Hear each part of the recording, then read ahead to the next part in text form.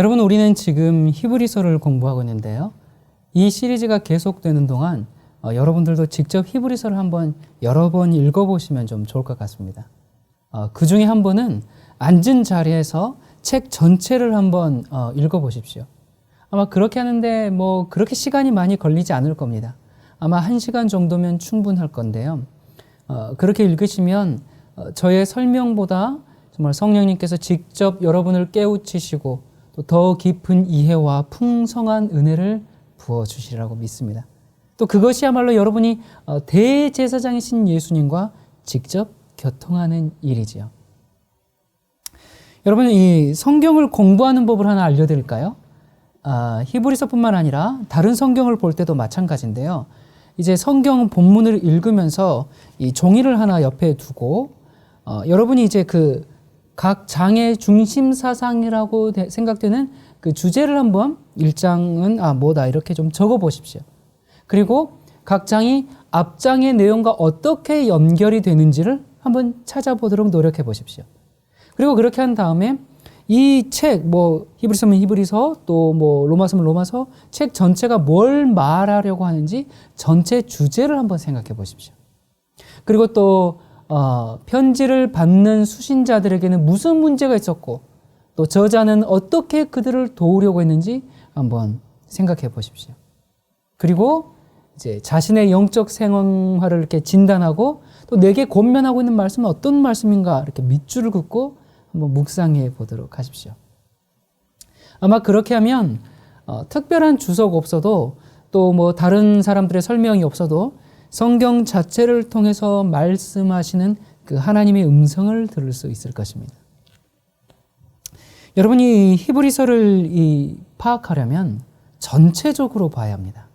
그러니까 히브리서는 1장부터 이렇게 1장 1절 이렇게 쭉 2절 3절 이렇게 강해식으로 주석하는 방법보다는 주제별로 연구하는 것이 이 히브리서 전체적인 메시지를 파악하는 데 훨씬 효과적입니다. 히브리서는 참 경이롭고 신비한 책이거든요. 어떤 개념들은 굉장히 심오하고 또 난해합니다. 그리고 또 신약의 책인데 제사장, 성전, 피, 제물 그런 얘기들이 나오죠. 여러분, 사실 우리가 성경을 읽을 때 제일 피하고 싶은 책이 무슨 책이에요? 레위기죠. 근데 이 신약의 레위기 같아가지고 이 히브리서를 잘 읽지를 않습니다. 근데 일반 성도들만 그런가? 아닙니다. 이 히브리서는 신학자들에게도 상당히 소홀히 여김을 받아왔습니다. 왜냐하면 이제 학자들은 바울 서신과 또 이런 복음서 그런 거를 연구하는 데는 정말 생애를 다 바쳐왔는데, 근데 이 히브리서에 대해서는 거의 무시해 왔습니다. 별로 히브리서 이렇게 연구가 별로 없어요. 근데 반면에 이 캐톨릭 교회 학자들은 히브리서에 아주 지속적인 관심을 보여왔습니다. 아마도 이제 히브리서에 보면은 제사장, 이런 이제 그 제사 언어들에서 부담을 좀 덜 느꼈던 것 같아요. 그러니까 그 사람들이 그렇게 했던 것은 이 히브리서에서 미사를 가리키는 표현을 찾으려고 굉장히 이제 그들의 연구에서 종종 볼 수 있는데, 히브리서의 메시지는 이 캐톨릭적인 요소가 전혀 없고요. 모두 개신교적인 것입니다. 자, 여러분이 사도로부터 히브리서를 받아본 그 당시의 신자들은 히브리서를 이해했을까요? 어떻게 했을까요? 물론 이해했습니다. 여러분, 이 히브리서의 저자는 신약을 가르치는 그런 교수들을 위해서가 아니라 당시의 일반 백성들이 이해할 수 있도록 하기 위해서 쓴 설교요, 권면입니다. 여러분, 초기 그리스도인들이 어떤 사람들이었습니까? 그들 중에는 학력이 높고 유식한 사람이 별로 없었습니다. 그런데 히브리서는 그런 사람들이 읽고 깨닫도록 하기 위해서 기록되었습니다. 여러분, 그래서 초기 그리스도인들이 이 히브리서를 이해했다면, 그렇다면 오늘날 우리도 히브리서를 충분히 이해할 수 있습니다. 우리는 자기 생각을 다 내려놓고요, 저자가 하는 말을 들으려고 노력해야 됩니다. 그런데 많은 경우에 자신의 생각들을 자꾸 본문에 주입시키면서 해석을 하려고 합니다. 여러분 구원파에서 히브리서를 오해해가지고 단본석죄 교리를 내놨는데요. 이것은 히브리서를 굉장히 오해한 것이죠. 여러분 성경이 이 66권으로 되어 있죠. 여러 책들이 있습니다. 그런데 이 66권의 성경 중에서 굳이 이 히브리서를 알아야 하는가? 그렇습니다. 여러분 히브리서는 무시되어서는 안 되는 책이고 또 반드시 알아야 하는 책입니다. 자, 이제 오늘 이 시간에는 먼저 히브리서의 구조와 좀 개요를 간단하게 좀 살펴보고 넘어가도록 하겠습니다. 여러분 우리가 이 성경을 읽을 때 막연히 읽는 것보다 개요를 잡고 보면 훨씬 더 분명하게 또 더 많은 것을 깨달을 수가 있거든요. 크게 6부분으로 구분할 수가 있거든요. 첫 번째는 예수 그리스도의 최고 지위와 권위에 대해서 1장과 2장에 이제 소개가 되어 있습니다. 그러면서 1장에 아버지와 동등하신 분으로 소개가 되어 있고, 그리고 천사들보다 우월하신 분, 그리고 2장에 넘어가면서 그리스도 안에서 주어진 구원을 받아들이는 일의 그 중요성, 그리고 그리스도께서 성육신한 목적, 인류의 운명은 어떻게 되었으며 이 성육신의 결과로 가능해진 구원에 대해서 1장과 2장에 설명이 되어 있습니다. 그리고 두 번째는 3장과 4장에 하나님의 백성에게 남아있는 안식에 대해서 설명하는데요. 첫 번째는 사도요 대제사장이신 그리스도의 신실하심에 대해서 설명하고 있고, 그 다음에 하나님의 안식에 들어가는 일에 실패한 고대 이스라엘의 모습을 이제 비춰주면서 우리에게 주어진 일에 충실하는 호소를 하고 있고, 그리고 이스라엘의 실패의 원인이 된 게 무언가, 그들의 불신 때문이었다라는 것을 설명해 줍니다. 그리고 이제 세 번째, 그리스도를 믿는 이 믿음을 통해서 하나님의 안식에 들어가라는 호소가 4장에 이제 등장을 하고, 그 안식의 약속이 아직도 효력이 있다라는 이제 증거를 나열합니다. 그리고 그리스도께 나아감으로 이 안식을 찾으라라고 권면을 하고 있죠. 자, 이게 이제 크게 세 번째 5장부터 8장까지는 대제사장으로서의 그리스도의 아주 탁월한 신분에 대해서 설명합니다. 먼저 5장에 아버지가 대제사장으로 임명한 그리스도에 대해서, 그래서 대제사장의 기능, 그리고 그리스도가 대제사장에 임명된, 그리고 대제사장으로 봉사하기 위해서 그리스도께서 어떠한 준비를 하셨는가가 이제 5장에 나오고요. 이제 5장 후반부부터 6장에는 그리스도를 대제사장으로 영접하라라는 권면이 나옵니다. 이 많은 사람들이 대제사장으로서의 그리스도의 역할을 아주 더디 이해하고 있음을 이제 얘기하면서, 그러나 이 6장부터 이제 이 글을 읽는 독자들의 이해력이 자라날 것이다, 그렇게 확신하면서, 그리고 그리스도를 믿는 그 소망의 확실성에 대해 설명합니다. 그리고 멜기세덱의 반차를 쫓은 대제사장으로서의 그리스도를 이제 소개하고는 있는데요. 멜기세덱의 7장에 이제 그렇게 얘기하는데, 멜기세덱이 어떠한 위치에 있었는지, 그리고 아론의 제사장 직분보다 더 우선하고 또 우월한 멜기세덱의 제사장 직분을 설명하고, 그 다음에 아론의 제사장 직분은 그리스도의 제사장 직분으로 교체된다. 그리고 그리스도의 제사장 직분의 그 효능과 영원성에 대해서 설명합니다. 그리고 8장에서 하늘 성소의 대제사장으로서의 그리스도의 모습, 그리고 그리스도께서 대제사장으로 봉사하는 새 언약에 대해서 말씀합니다. 그리고 네 번째는 이제 9장과 10장에 걸쳐 나오는데요. 그리스도의 대제사장 봉사에 대해서 이제 이 설명이 되어 있습니다. 첫 번째는 지상 성소와 그 봉사에 대한 묘사가 이제 간략하게 먼저 나오고요.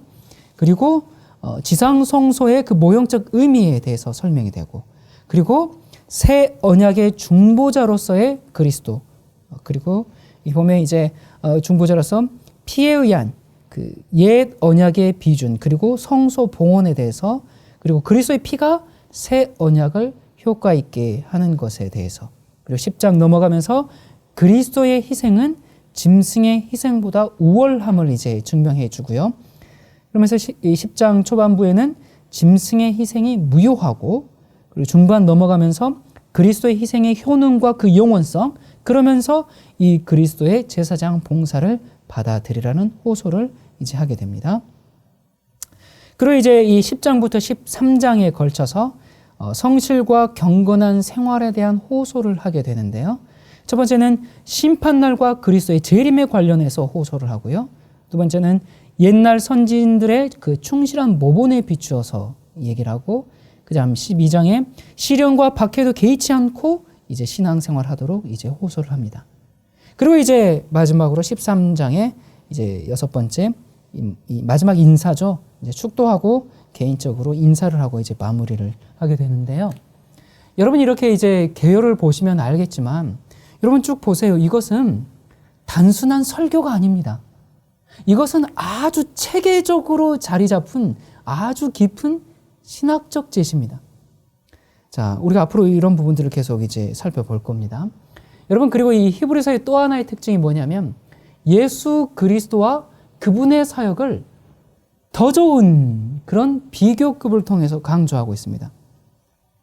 더 좋은 예수 그리스도에 대해서 어떻게 설명하냐면, 더 좋은 계시, 더 좋은 이름, 더 좋은 지도자, 더 좋은 제사장, 더 좋은 언약, 더 좋은 피, 더 좋은 나라, 더 좋은 도성.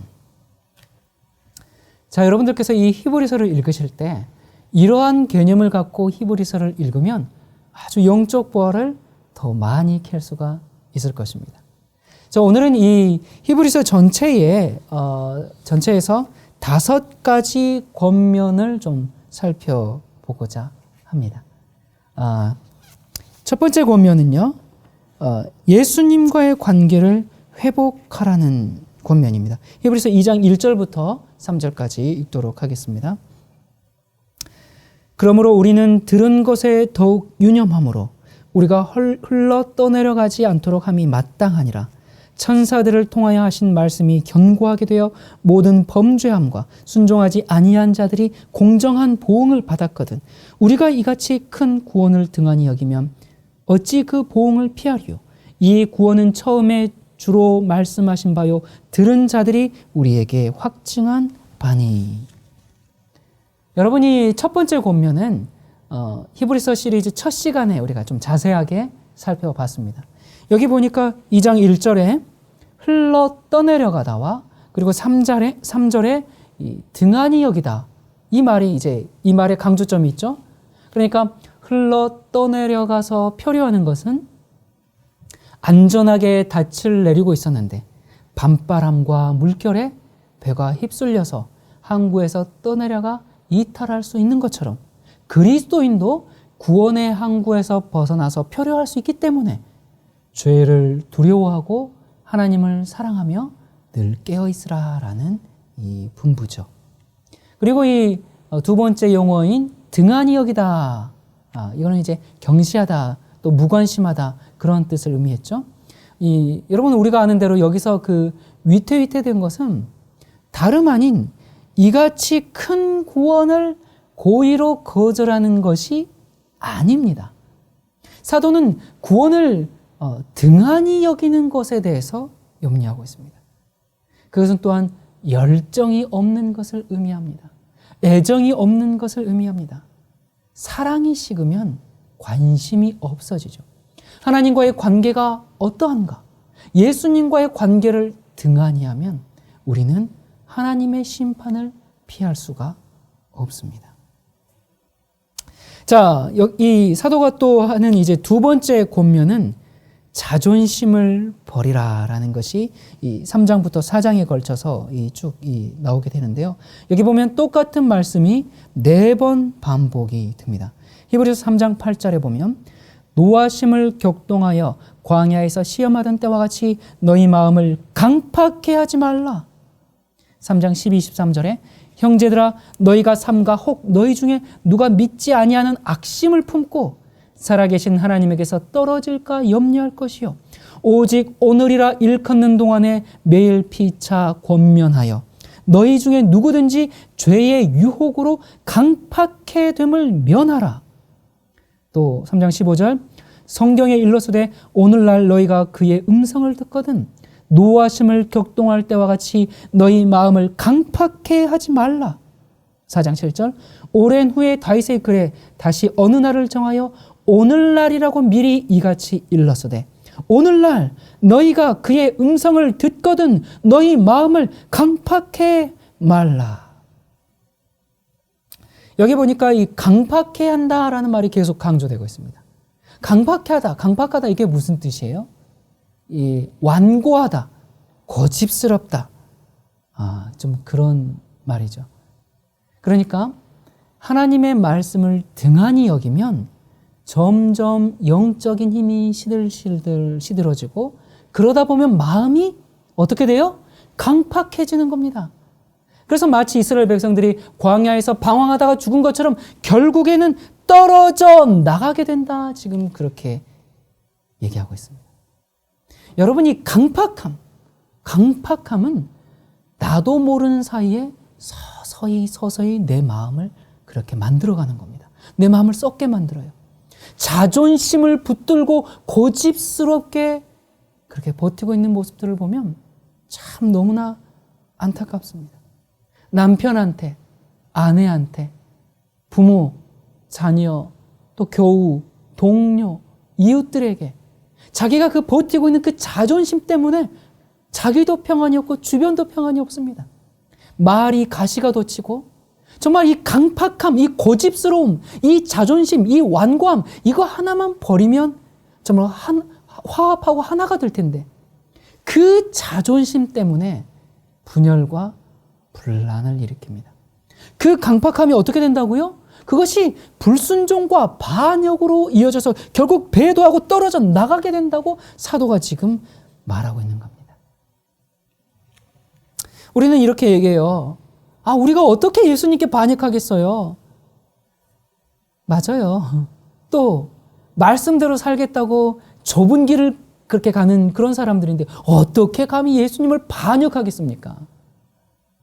그런데 여러분, 사도의 이 말에 의하면 말씀을 등한히 여기고 그렇게 되면 점점 마음이 강팍해지면 죄의 세력을 이길 능력을 상실하고 그러면 죄가 마음을 부패시켜서 결국 주님을 공공연히 모독하는 지경까지 우리를 그렇게 몰고 갈 수 있다는 그 엄연한 사실을, 엄연한 가능성을 우리에게 경고하고 있습니다. 따라서 지금 나에게 어떤 고집스러움이 있다면 그것이 결국 나를 하나님을 반역하는 길로까지 이끌어갈 수 있기 때문에 당장 그 완고함과 그 고집스러움을 버리라고, 그 자존심을 버리라고 사도는 히브리서에서 지금 두 번째 권면을 하고 있습니다. 자, 그리고 사도가 하는 이 세 번째 권면이 뭔가? 영적으로 성장하라는 것인데요. 히브리서 5장 12절부터 14절입니다. 때가 오래므로 너희가 마땅히 선생이 될 터인데 너희가 다시 하나님의 말씀의 초보가 무엇인지 누구에게 가르침을 받아야 할 것이니 젖이나 먹고 단단한 식물을 못 먹을 자가 되었도다. 대저 젖을 먹는 자마다 어린아이니 의의 말씀을 경험하지 못한 자요. 단단한 식물은 장성한 자의 것이니 저희는 지각을 사용함으로 연단을 받아 선악을 분별하는 자들이니라. 여러분, 여기 보니까 지금 사도가 청중들이 영적으로 성장하지 않은 것 때문에 지금 굉장히 아주 격하게 지금 꾸짖고 있습니다. 그러니까 그들은 벌써 선생이 되었어야 하는데도 아직도 하나님의 말씀의 초보 앞에서 서성이고 그의 달콤한 말씀만 듣기 좋아하고 듣는 것이 둔하고 정말 어린아기처럼 기저귀 갈아줘야죠. 젖 먹여줘야죠.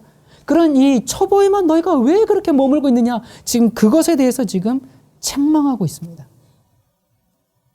여러분, 이것은 단순히 어떤 지식적인 부분만을 말하는 것이 아닙니다. 여러분, 신앙생활이 오래됐으면 오래된 만큼 삶의 열매를 나타내 보여야 하는데 여전히 말 한마디에 그냥 팩 토라지고 그래서 지금 달래주고 얼래주고 너희가 언제까지 지금 그럴 거냐고 꾸짖고 있는 겁니다. 하루라도 더 오래 믿었으면 믿음이 더 좋고 성품이 더 좋고 정말 그래야 하는데 사소한 말 한마디에 지금 앙심을 품고 칭찬 듣기만을 원하고 삐지고 인정받지 못하면 힘들어하고 이런 사람들은 유리그릇처럼 조심조심 다뤄야죠. 그래서 살짝만 건드려도 그냥 쨍그랑하고 깨져버리는 히브리서를 받은 수신자들이 어떻게 반응했다. 그 얘기가 성경에는 기록이 없습니다. 굉장히 자존심 상하게 하는 얘기를 사도가 하고 있죠. 여러분, 만약에 제가 여러분은 왜 아직도 애 같습니까? 왜 아직도 그렇게 사소한 것에 목숨을 걸고 그렇게 투정하는 어린아이와 같습니까? 이제는 좀 장성할 때도 되지 않았습니까? 아니, 말씀에는 은혜 받았습니다 하면서 왜 삶에는 변화가 없습니까? 언제 그 어린아이를 버리겠습니까? 제가 그렇게 얘기한다면 여러분은 어떤 반응을 보일까요? 얼굴이 불그락푸르락 하면서 아니, 목사님이 우리를 오해하시네? 아니, 이 정도면 됐지 얼마나 더 잘하란 말이야. 그렇게 하실까요? 모르겠습니다. 그런데 사도의 편지를 받고 바로 그러한 반응을 하고 있는 그것이 바로 아직도 어린 나이에 머물러 있는 이 히브리서 수신자들의 상태였습니다.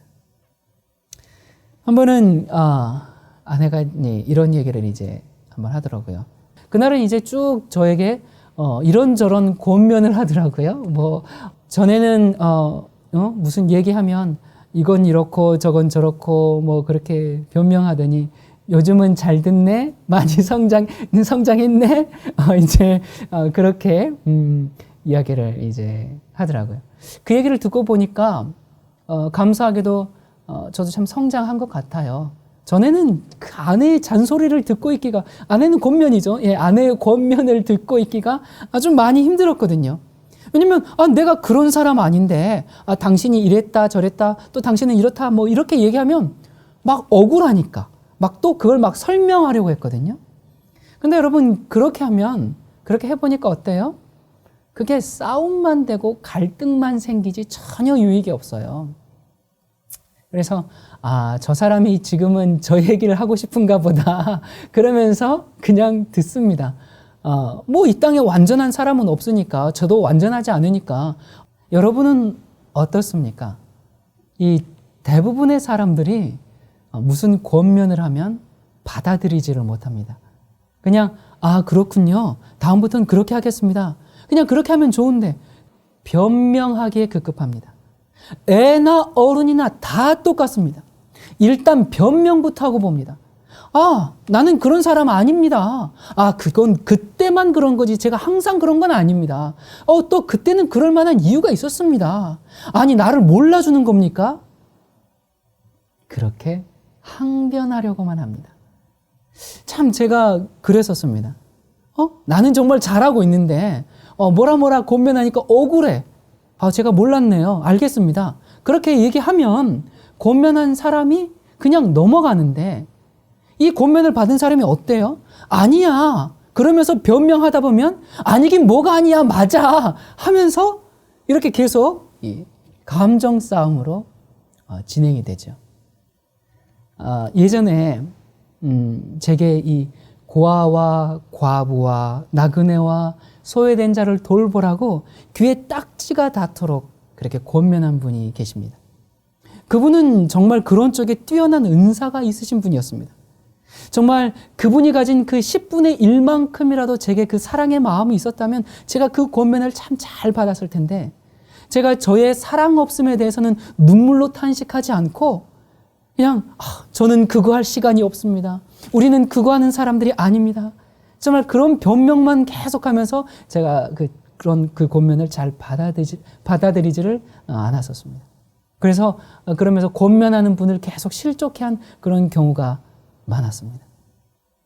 그래서 이제 그 이후에 저도 몇 번이고 입양을 생각해 보기도 했습니다. 집에서도 종종 그 얘기를 꺼내기도 합니다. 아무튼 여러분, 오늘 제목도 5가지 권면이죠. 여러분, 사도가 히브리서를 통해서 준 권면을 우리가 잘 받아들이도록 합시다. 권면을 받지 못하는 거 영적으로 성장하지 않은 모습입니다. 예수님께서 심판날에 멸망을 선고할 때도 예수님 제가 왜 멸망을 당해야 하나요? 그땐 그럴 수밖에 없었어요. 그렇게 하면서 계속 자기를 변명하고 끊임없이 그렇게 자기를 보호하려고 변명만 늘어놓게 놓아서야 되겠습니까? 사도는 이런 상태에 있는 신자들에게 이 농사의 비유를 들어서 아주 강하게 권면합니다. 히브리서 6장 7절과 8절입니다.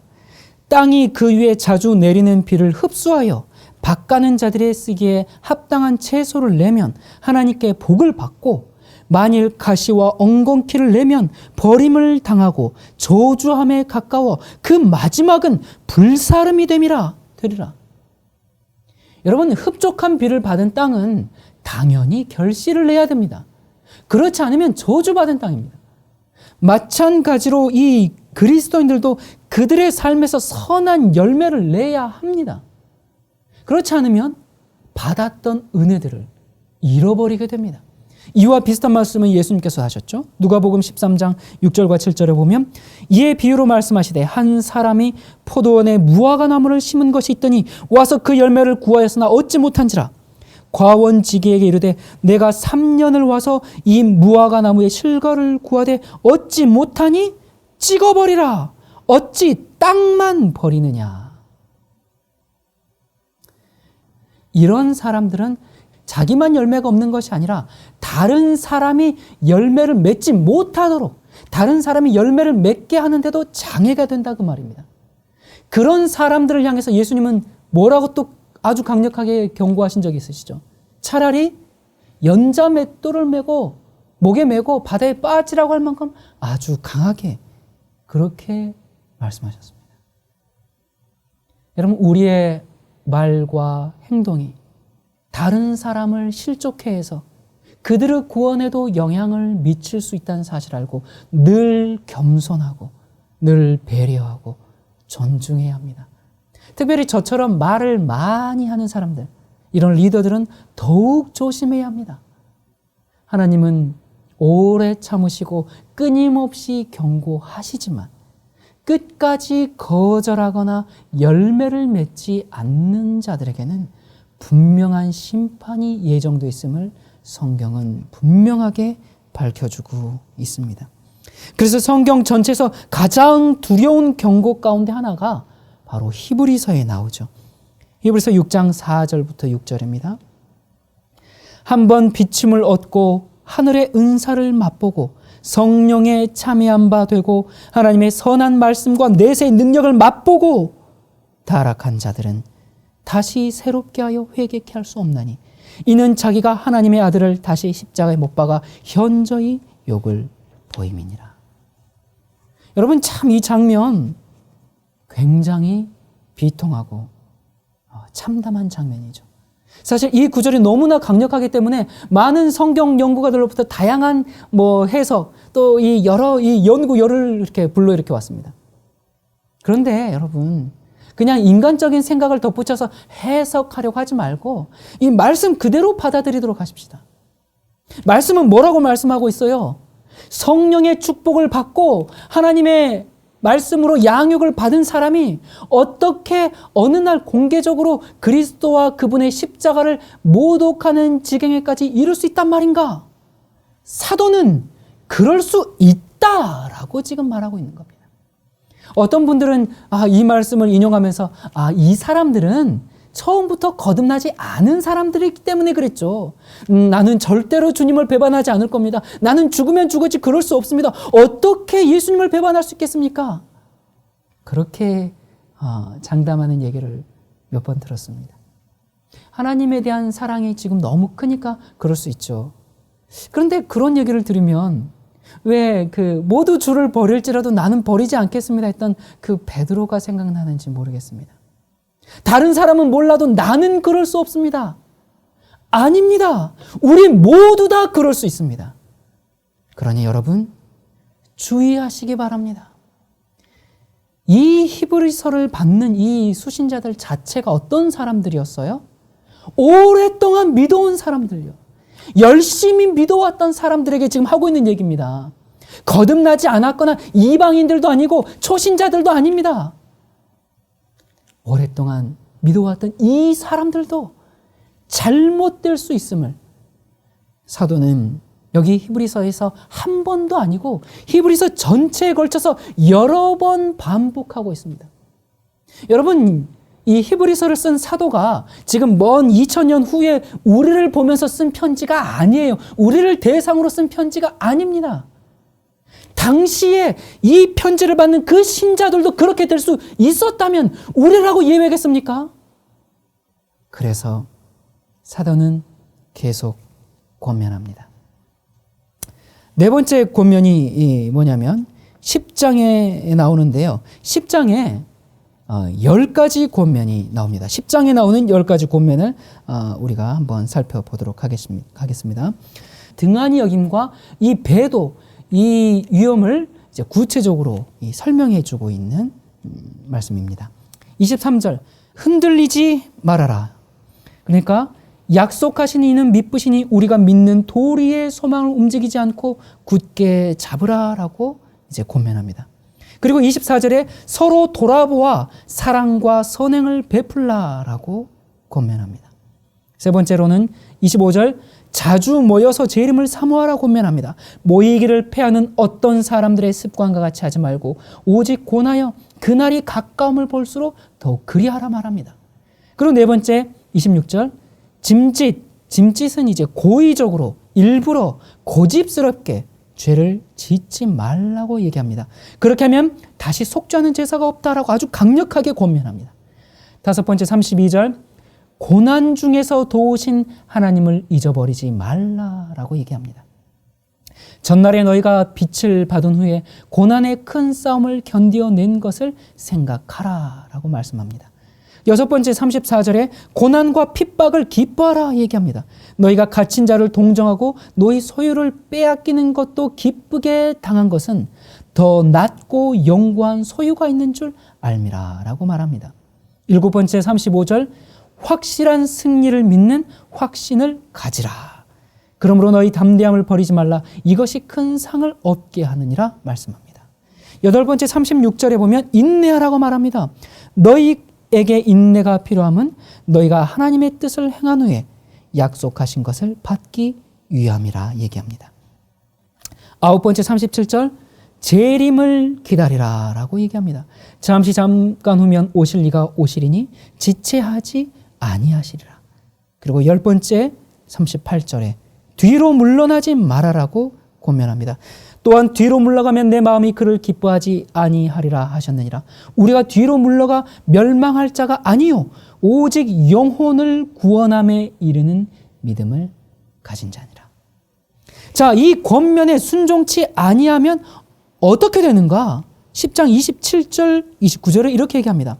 오직 무서운 마음으로 심판을 기다리는 것과 대적하는 자를 태울 맹렬한 불만 있으리라. 은혜의 성령을 욕되게 하는 자가 당연히 받을 형벌은 얼마나 더 무겁겠느냐? 너희는 생각하라.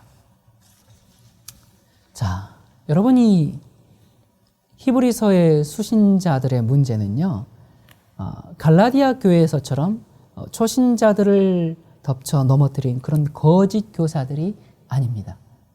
또 고린도 교회에서처럼 거짓 성령의 은사의 나타남으로 말미암아서 무모한 열정적인 그런 광신주의적인 현상도 아니었습니다.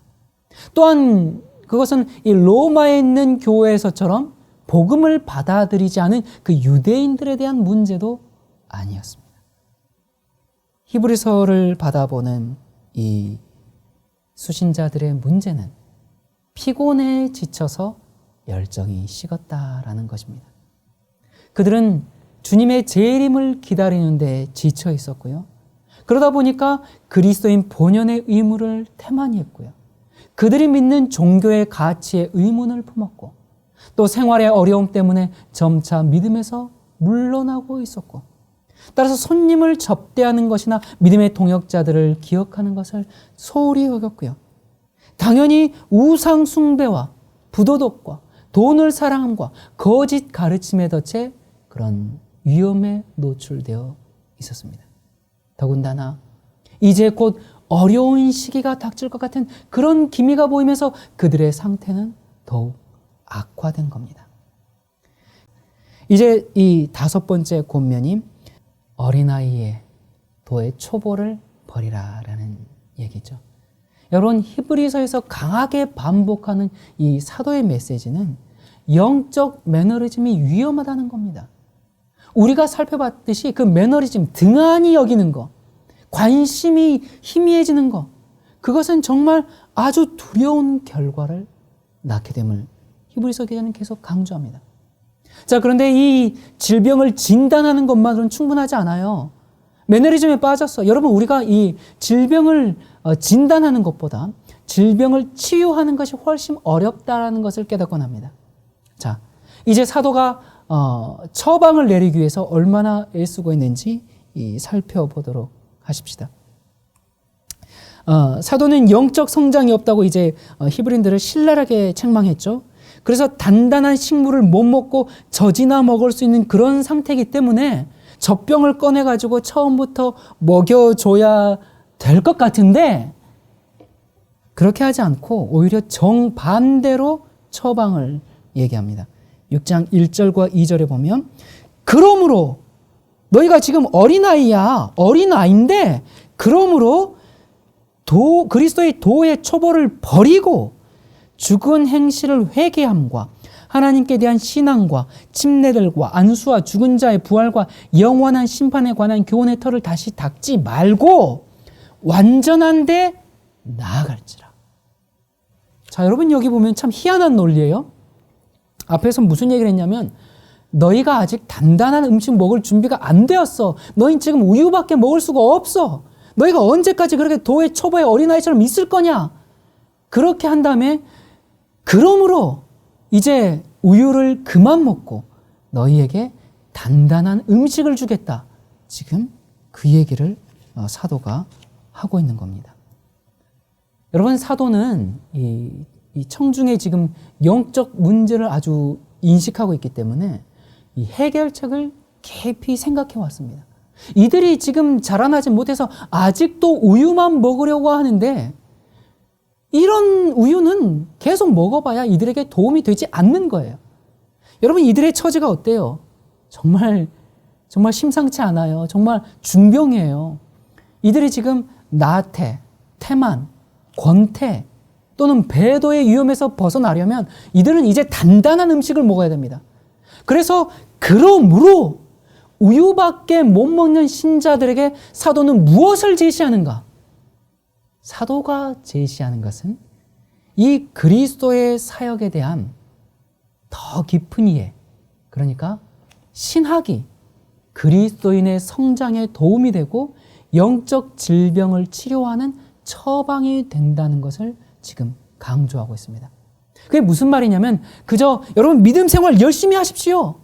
기도 많이 하십시오. 말씀 많이 읽으십시오.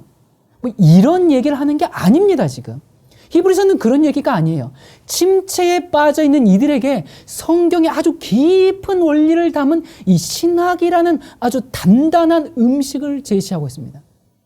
그래서 이 설교는요, 히브리서가 뭐라고 했어요? 설교라고 했죠. 이 설교, 이 권면은요, 이 신학과 권면이 아주 긴밀하게 연결되어 있습니다. 그래서 히브리서를 자세히 살펴보면 신학이 나왔다가 그 다음 권면이 나왔다가 신학이 나왔다가 권면이 나왔다가 이렇게 번갈아 가면서 나타나는 것을 우리가 깨닫게 됩니다. 히브리서에는 이 3가지 특징이 있는데요. 이 3가지 특징이 모두 신학적인 성격을 띠게 됩니다.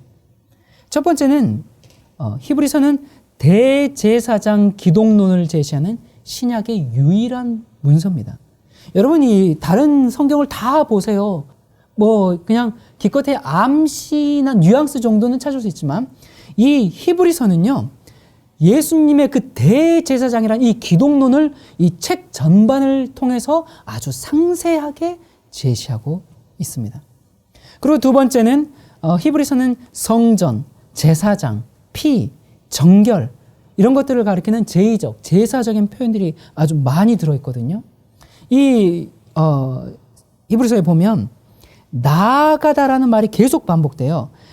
이르다라는 말과 나아가다는 이 말은 헬라 동사 이제 이 프로셀코마이라고 이제 이 같은 단어죠.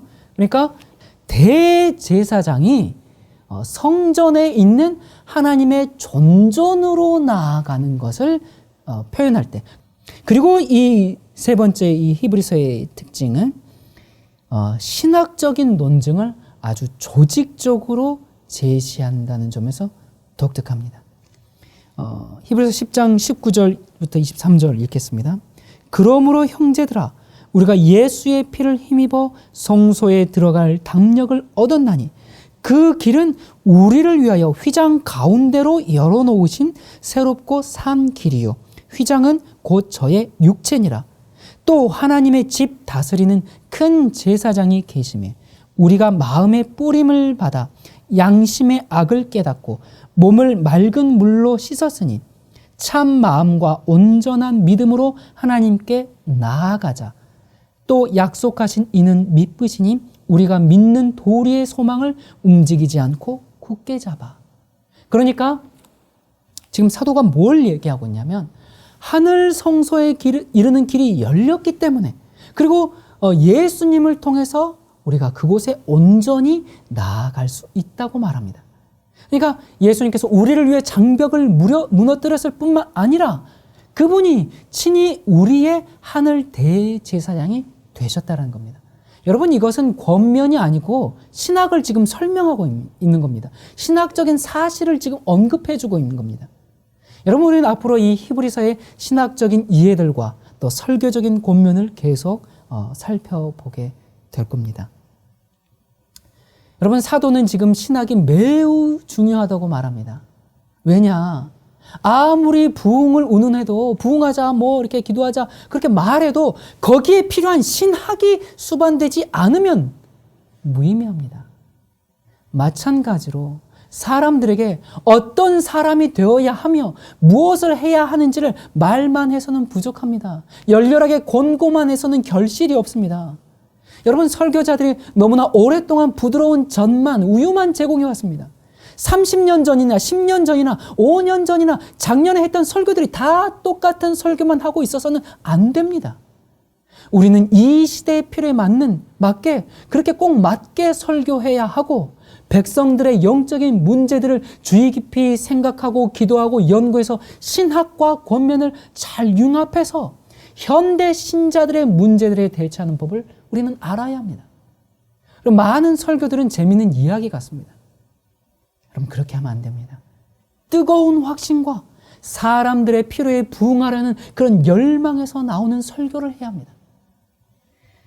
자, 여러분, 이 히브리서를 최초로 받아봤던 이 수신자들, 그들의 모습과 오늘날 기독교 아주 닮았죠. 예수님의 재림은 오지 않고 가혹하게 정말 세월만 흘러가는 것이 초기 그리스도인들의 마음을 괴롭게 했다면 오늘날은 얼마나 더 하겠습니까? 그런데 슬픈 사실은 이미 오래전에 대다수의 기독교회가 정말 영광스러운 재림의 소망을 다 포기해버렸다는 것입니다. 우리 시대는 과학자가 대제사장이 되어버렸습니다. 심리학자와 또 사회학자의 그런 묘책이 모든 종류의 질병에 그렇게 이 치유의 유향을 제공하고 있습니다. 이러한 세속적인 삶의 방식으로 인해서 기독교는 사실상 붕괴되었습니다. 우리는 정말 새로운 종교 암흑 시대로 들어섰습니다. 이런 세상에 사는 진정한 그리스도인 삶의 방식에 지금 거대한 위협이 밀려오고 있습니다. 이런 세상의 시험은 참 교묘하고 유혹은 기만적입니다. 그리스도인들, 특히 청소년 신자의 이 수가 지금 급격하게 감소하고 있죠. 참 괴로운 일이지만 놀랄 일도 아닙니다. 여러분, 그렇게 빠져나가는 것, 서서히 말라버리는 것을 의미합니다. 여러분, 사도가 그의 설교를 썼을 때와 마찬가지로 오늘날에도 현실적으로 지금 그것이 적용되고 있습니다. 예배는 형식이 되어버렸습니다. 기도는 생명력이 없는 그런 의식이 되어버렸습니다. 교인이 되는 것은 사교 클럽의 회원으로 전락했습니다. 그러므로 히브리서의 메시지를 듣는 것이 우리에게 필요합니다. 누군가가 우리에게 우리가 믿는 이 종교의 실체와 그것에 비길 데 없는 그 가치를 우리에게 상기시켜야 하고, 누군가가 우리 주님의 영광에 대해서 다시 말해 주어야 합니다. 그리고 히브리서를 통해서 우리 구원의 그 장엄함을 우리가 볼 수 있다면, 그 구원의 거룩한 실제들을 우리가 볼 수 있다면 우리는 더 이상 시시껄렁한 그리스도인이 되지 않을 겁니다. 그러면 우리는 똑바로 서서 제대로 된 눈으로 세상을 간파하고 장세로부터 종말의 때까지 그 구속의 과정에 관한 통찰을 얻게 되고, 그렇게 함으로 참된 신앙을 간직하고 다가오는 심판과 그리스도의 재림을 어떻게 준비해야 하며 우리가 누군지 어떤 사람이 되어야 할지 확실히 알게 될 것입니다. 여러분, 우리에게는 절대적인 확신이 필요합니다. 이 세속화 시대에 인간 중심적이고 자기 확신의 그 도전 앞에서 하나님과 그분의 말씀을 태연히 무시하는 그 반항의 직면에서 우리는 주님의 통치를 믿는 그 절대적인 확신이 필요합니다. 여러분, 우리는 하나님 앞에서의 우리의 위치와 주님의 나라가 확실히 승리할 것에 대한 그 절대적 확신이 필요합니다. 자기를 믿는 확신이 아니라 하나님을 믿는 절대적 확신, 이것이 너무나 우리에게 필요한 것입니다. 여러분, 세상을 보면 별로 확실해 보이지가 않습니다. 문명의 발전도 더 이상 확실해 보이지 않습니다. 이 시대는 과학자와 또 미래학자들이 화석 연료, 깨끗한 공기와 물, 음식 고갈 이런 것들을 계속 예견하면서 그들이 내놓은 이 징조들이 다 어떻습니까? 전부 불길한 예언들로 가득합니다. 그래서 거기에 이제 뒤질세라 암담한 종말 영화가 이 대중 매체를 가득 메우고 있죠. 여러분, 오늘날 이런 세상은 히브리서가 말하는 그 절대적 확신에 관한 메시지를 들어야 합니다.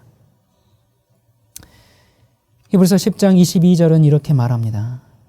우리가 마음의 뿌림을 받아 양심의 악을 깨닫고 몸을 맑은 물로 씻었으니 참마음과 온전한 믿음으로 하나님께 나아가자. 여러분, 그러므로 온전한 확신으로 나아가도록 하십시다. 그러므로 믿는 도리의 소망을 움직이지 말고 굳게 붙잡도록 하십시다. 피곤해 지친, 삶에 지친 그리스도인들을 위한 설교, 그리스도인의 성장과 열정에 불을 맺히는 이 메시지가, 그 설교가 히브리서 안에 들어있는 것입니다. 나태와 영적 무기력에 빠지거나 또는 주님의 재림의 지체 때문에 물러나는 대신에 온전한 확신을 가져야 합니다. 그리스도께서 이루신 것과 지금 어디에서 무엇을 하시는지, 그리고 그분이 미래에 이루실 것에 대해서 온전한 확신을 가져야 합니다. 또한 죄의 정결에 대해서 온전한 확신을 가져야 합니다. 여러분, 지금은 마지막 시대이고 우리는 그 마지막 시대를 사는 마지막 세대입니다. 여러분, 2000년 전에 이 고대의 설교가 현대를 살아가는 우리들을 소생시키고 하나님의 마지막 군사들로 준비시켜 주시기를 간절히 바랍니다. 기도하겠습니다.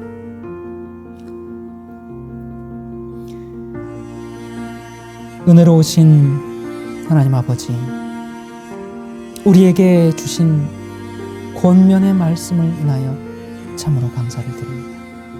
아버지, 우리가 사는 이 시대는 참으로 위태하고 사방에 유혹이 깔려 있지만, 그렇다고 하여 우리가 믿음을 저버릴 이유는 되지 않습니다. 아버지, 우리에게 분명하고 확실한 말씀을 주셨으니 우리가 믿음의 닻을 굳게 내리고 그 절대적 확신 속에서 그리스도를 바라보며 흔들리지 않는 믿음을 갖게 하여 주시옵소서. 그래서 주님께서 다시 오실 때에 주님, 제가 여기 있습니다 라고 주님 앞에 나아갈 수 있는 마지막 시대를 사는 마지막 세대들이 될 수 있도록 인도하여 주시옵소서.